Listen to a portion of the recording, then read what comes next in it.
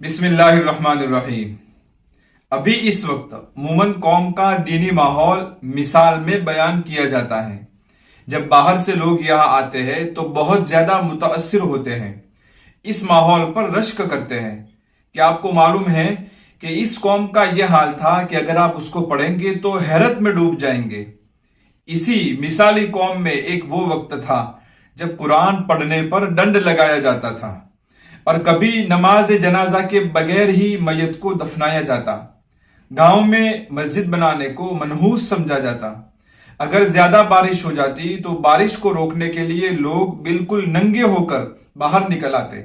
उनका ख्याल था कि इस तरह बारिश शर्माकर चली जाएगी। मर्द धोती पहनते थे और औरतें साड़ी गागरा पहनती थी। ये उसी कौम की हालत थी जिस कौम को आज दीनी एतबार से मुमताज समझा जाता है। सादगी और रस्म रिवाज से दूरी उसकी पहचान है।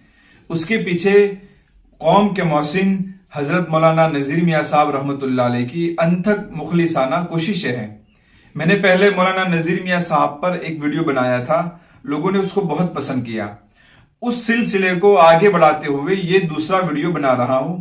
मैं मौलाना की कुर्बानियां और उनकी जिंदगी के हालात सामने लाने की कोशिश करूंगा इंशाअल्लाह। उम्मीद है कि ये वीडियो भी नाज़रीन को पसंद आएगा। हजरत मौलाना नजीर मियां साहब रहमतुल्लाह अलैह ने मोमन कौम पर क्या मेहनत की, कितनी कुर्बानियां दी, उनकी मेहनत के क्या फायदे सामने आए, इस बात का अंदाजा उसी वक्त लगाया जा सकता है जबकि हमें मोमन कौम की पहले की हालत का इल्म हो। मोमन कौम मौलाना की मेहनत से पहले कैसी थी, दीनी एतबार से उसका क्या हाल था, ये जानने के बाद ही ये पता चल सकता है कि मौलाना नजीर मियां साहब रहमतुल्लाह अलैह का इस कौम पर कितना बड़ा एहसान है। तो चलिए जानते हैं। मौलाना नजीर मियां साहब की मेहनत से पहले मोमन कौम जहालत और जलालत के अंधेरों में भटक रही थी। मामलात, इबादत, अखलाक, यहाँ तक के अकाईद तक बिगड़े हुए थे। शिरकिया आमाल और हिंदुआना रस्में मोमन कौम में घर कर चुकी थी। कब्र परस्ती और पीर परस्ती आम थी। कब्रों पर मन्नतें चढ़ाना, सजदे करना, अपनी मुरादें मांगना वगैरह संगीन कुफरिया आमाल में बुरी तरह मुलव्वस थे। मस्जिदों के बजाय मजारों की हाजिरी को जरूरी समझते थे। अगर किसी के यहाँ बच्चा नहीं होता तो वो अल्लाह को छोड़कर दूसरों से मन्नतें मांगते। कब्रों पर, बुजुर्गों के मजारों पर जाकर अर्जो नियाज करते और कहीं उनको सजदा करते, कहीं उनकी मन्नतें मानते। यहां तक कि घर का छोटा बड़ा कोई भी फर्द बीमार होता तो कब्रों और मजारों पर जाकर अर्जो नियाज करते और हजारों किस्म की मन्नतें कब्रों पर चढ़ाई जाती। उन कब्रों पर बुजुर्गों के नाम पर बकरा ज़बा किया जाता। कब्रों पर चिल्ला कशी करते, मजारों पर जाकर अपनी मुरादें मांगते थे। बड़ी धूम से ताजिया निकालते और अपनी मुरादें मांगने के लिए अर्जिया लिखकर ताजियों पर डालते और उन ताजियों से मदद मांगते। हर घर में एक मखसूस ताक बना हुआ था जहां सुबह शाम चरागा किए जाते और उसके सामने झुका जाता। करबला और अजमेर की हाजिरी को अहमियत दी जाती थी और मक्का और मदीना जाने की कोई इतनी खास अहमियत नहीं थी। गैर मुस्लिमों की तरह सर पर चोटी रखी जाती और उसको किसी कब्र पर जाकर उतरवाई जाती। पीर के नाम पर पैरों में बेड़ी और नाक में बाली पहनाई जाती। अल्लाह के बजाय उन्होंने पीरों को अपना खुदा बनाया था। अपनी दुनियावी और उखरवी नजात इसी में समझते थे कि पीर को राजी रखा जाए, चाहे वो कुछ भी कहे। पीर के पांव धोकर फख्र से वो पानी पी जाते थे। मगफिरत के लिए पीर का शजरा कब्र में रखा जाता। जाहिल और मक्कार पीरों ने मोमन कौम का दीन और उनकी दुनिया लुटने में कोई भी कमी बाकी नहीं रखी थी। जिंदगी के हर मोड़ पर पीर को नजराना पेश करना जरूरी था। पीरों ने अवाम पर हजारों किस्म के टैक्स लगा रखे थे। गरीब से गरीब आदमी को टैक्स देना जरूरी होता था। टैक्स वसूल करने के लिए लोगों को सताया जाता। अगर किसी का टैक्स बाकी है तो उसके घर में किसी की शादी के वक्त पूरा टैक्स वसूल किया जाता। लोग मन्नत समाजत करते, अपनी मजबूरियां बताते, लेकिन पीर साहब के यहाँ कुछ भी कबूल न होता। गोया पूरी मोमन कौम पीर साहब को विरसे में मिली हुई जागीर थी।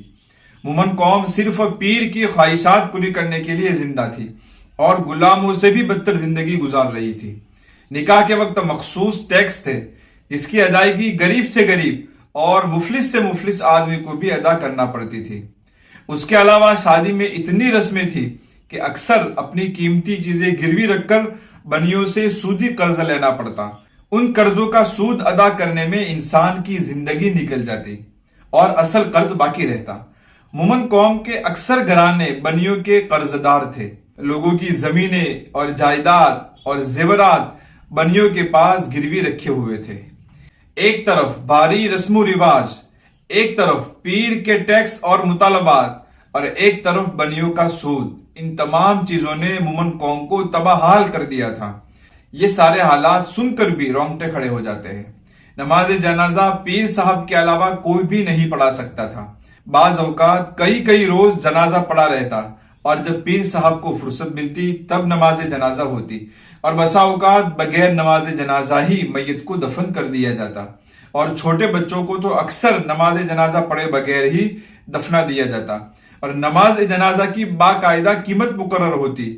پیر صاحب کی طرف سے پوچھا جاتا کہ کتنے والی نماز پڑھائے، 10 والی، 5 والی، 25 والی یا 50 والی، اور یہ کہا جاتا کہ جتنی قیمتی نماز ہوگی اتنی ہی جلدی میت کی مغفرت ہو جائے گی.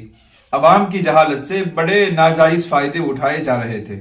جنازہ کے پیچھے پیچھے رائے کے دانے بکھیرے جاتے، اور اس کے پیچھے یہ عقیدہ تھا کہ رائے کے دانے میت چن بھی نہیں سکے گی اور گھر واپس بھی نہیں آ سکے گی، اور اگر رائے نہیں ڈالی گئی تو میت واپس گھر میں بھوت بن کر آ جائے گی. میت کے پیچھے تیجا، 10واں، 40واں کیا جاتا، اور اس میں بڑی بڑی دعوتوں کے انتظام ہوتے. گھر میں جنازہ رکھا ہوتا تو اس وقت تک جنازہ نہ اٹھاتے جب تک میت کے رشتہ داروں سے دعوت قبول نہ کروا لیتے. میت کا وارث چاہے کتنا ہی غریب ہو، اس کو دعوت کا انتظام کرنا ضروری ہوتا تھا، چاہے وہ اپنا گھر گروی رکھے یا بنیوں سے بیاج پر قرض لے.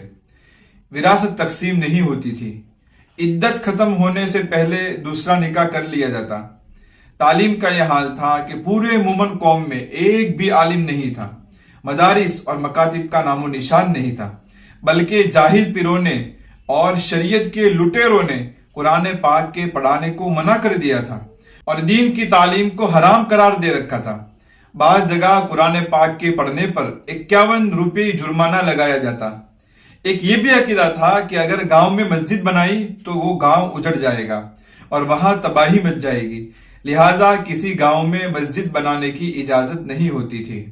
قربانی اور مسنون عقیقہ کرنے کے بجائے مزاروں اور پیروں کے نام سے جانور ذبح کرتے. بے پردگی عام تھی. بے حیائی کا یہ حال تھا کہ ملاقات کے وقت غیر محرم عورتوں کو گلے لگایا جاتا. پیر کے استقبال کے لیے عورتیں ناچ گانا کرتی تھی. الغرض مومن قوم دینی اور دنیاوی اعتبار سے اتنی زیادہ پستی میں تھی کہ آج اس کا تصور کرنا بھی مشکل ہے. پھر حضرت مولانا نذیر میاں صاحب رحمۃ اللہ علیہ کی صورت میں اللہ تعالیٰ نے ہمیں ایک فرشتہ دیا جن کی محنتوں کے نتیجے میں مومن قوم کی قسمت کا ستارہ چمکنے لگا اور وہ ایک مثالی قوم بن کر دنیا میں ابھری. حضرت مولانا نذیر میاں صاحب رحمۃ اللہ علیہ نے کس انداز سے مومن قوم میں کام کیا، انہوں نے کیا طریقے اختیار کیے، یہ سب انشاءاللہ آئندہ بیان کیا جائے گا. آخر میں آپ سے درخواست ہے کہ چینل کو سبسکرائب کریں اور یہ ویڈیو زیادہ سے زیادہ لوگوں تک پہنچائیں.